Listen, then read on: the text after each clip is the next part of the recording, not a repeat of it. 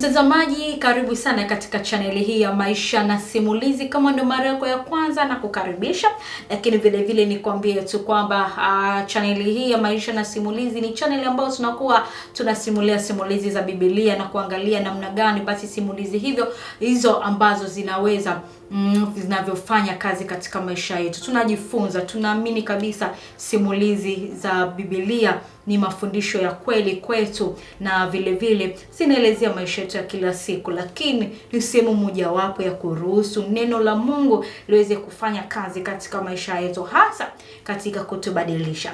Sehemu ya kwanza tumeangalia Nabali, simulizi ya Nabali, lakini simulizi hiyo ambayo tumeipata kupitia kitabu cha Samueli wa kwanza sura ya 25 pale.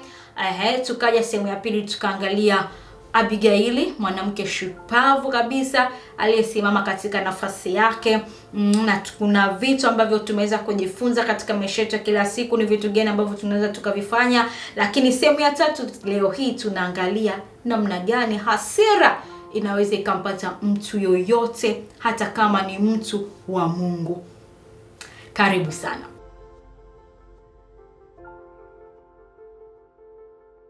Basi tukiwa tunaendelea simulizi hii kutoka Samueli wa kwanza sura 25, simulizi ambayo inamuelezea Daudi, Nabali pamoja na Abigaili.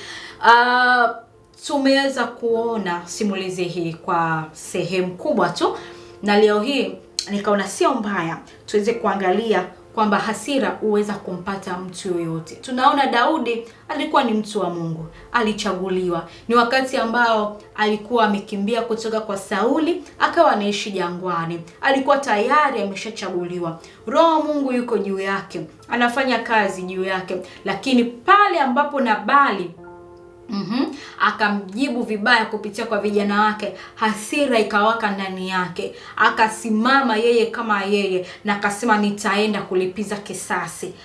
Tunaona kabisa hasira, na tunaona kabisa kwamba hata sisi wenyewe katika maisha yetu ya kawaida hasira huweza kutupata.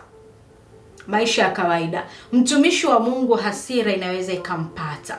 Hasira inaweza ikachukua nafasi ya hekima. Yaani badala utumie hekima, unaweza ukatumia hasira. Daudi aliweza kuwa na nafasi ya kutumia hekima, lakini akaruhusu hasira iweze kuchukua nafasi.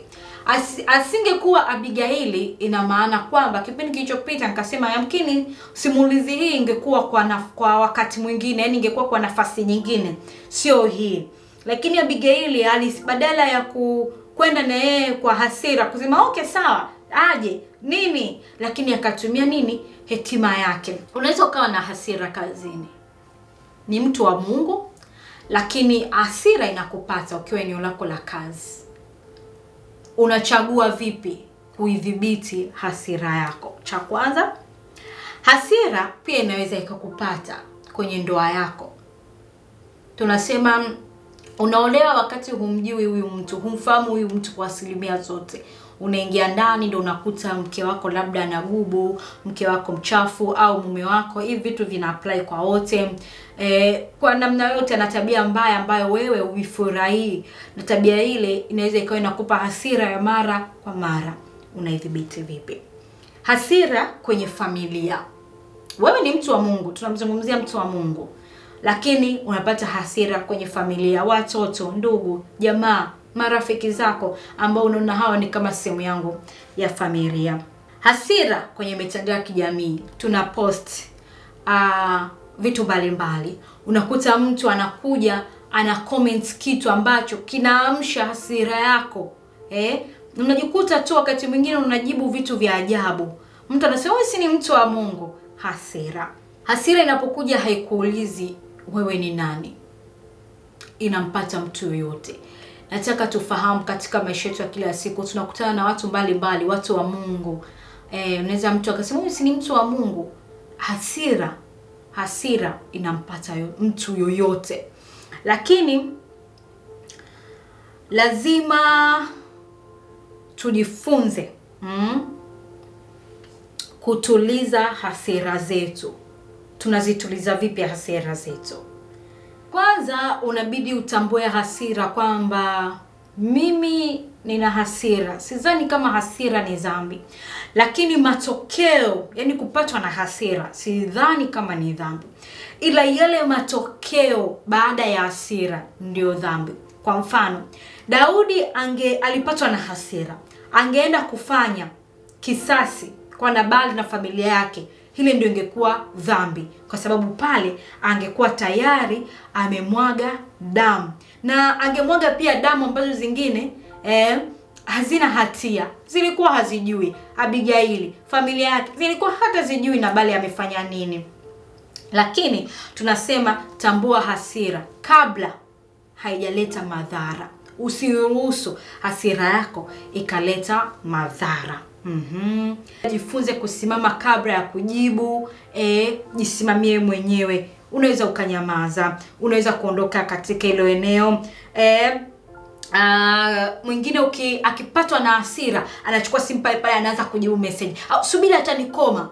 Cool down, tulia. Lakini vile vile kumbuka kwamba hasira ina gharama. Nimekwambia. Hapa najaribu tu kusummarize.